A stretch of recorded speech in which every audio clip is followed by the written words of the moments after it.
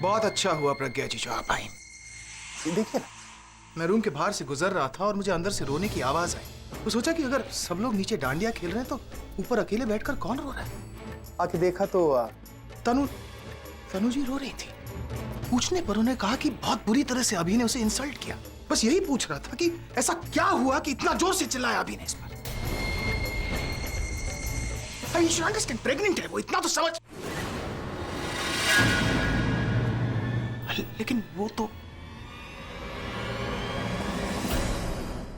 फिर मैं ये भी समझा रहा था कि अच्छा इंसान है अभी। कोई तो वजह होगी जिसकी वजह से वो इतना गुस्सा हो गया और इतना चिल्लाया उस पर। लेकिन मेरी बात मान ही नहीं रही है। She is crying. रोए जा रही है एंड यू नो रोना कितना खराब होता है प्रेगनेंसी के लिए। It's not good for her. आप ही समझाइए प्लीज। ये क्या समझाएगी मुझे?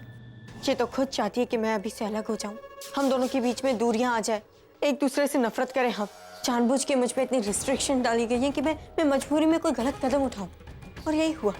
मैंने पैसों की मजबूरी में डांस कंपटीशन में हिस्सा लिया। और ये बात ये अच्छी तरीके से जानती थी कि अगर अभी को पता चला कि मैं डांस कर रही हूँ तो अभी को बहुत गुस्सा आएगा। यही चाहती थी ना तुम कि अभी सबके सामने मुझ पर गुस्सा करे।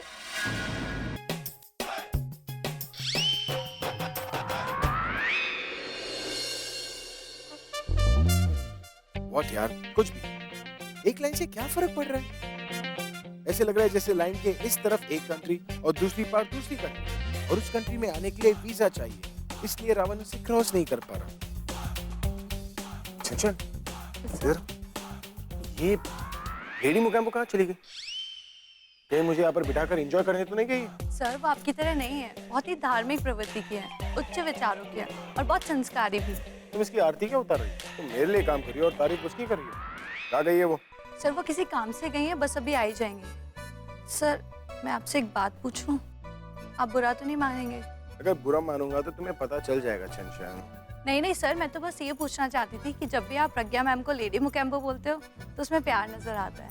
अच्छा?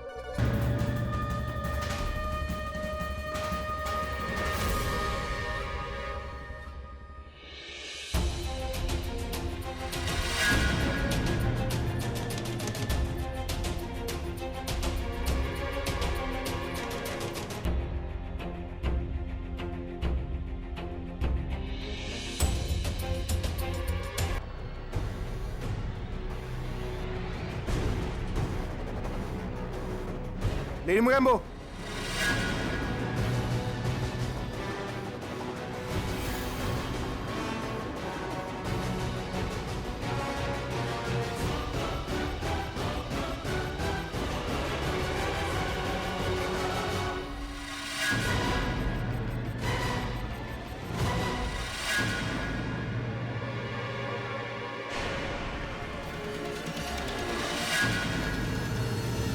मुकेम्बो!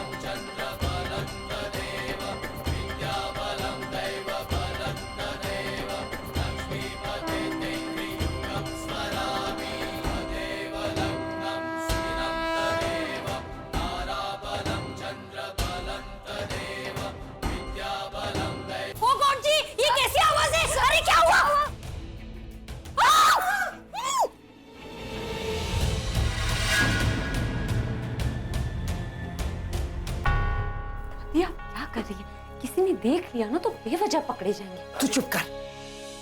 एक मिनट।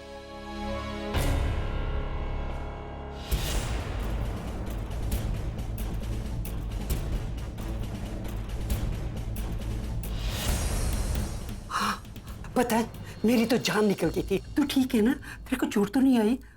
सच सच बता। दादी मैं बिल्कुल ठीक हूँ, कुछ नहीं हुआ है मुझे। और फिर आप जो दिन रात मेरे लिए प्रार्थना करती रहती है, मुझे कुछ कैसे हो सकता है? तू बेटा वहाँ करने क्या गई थी? किसने भेजा था तुझे वहाँ? दादी वो माता के सामने जो दिया था ना, उसका तेल खत्म हो गया था, इसलिए तेल डालने गई थी। मुझे थोड़ी ना पता था कि ऊपर से वो बेल मेरे ऊपर आ गिरेगी। और फिर जो हुआ वो अच्छा ही हुआ ना दादी। तो पागल तो नहीं होगी?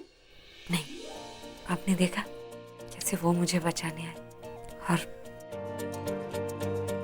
वो कुमकुम जिसे लगाने के लिए मैं तरस गई थी, वो जाने अनजाने इन्होंने ही मुझे लगाया। दादी सच कहूं तो उस एक पल में ऐसा लगा जैसे उन्होंने मेरे साथ शादी की सारी कस्में निभा ली। भगवान करे मेरे साथ बार बार ऐसा हो।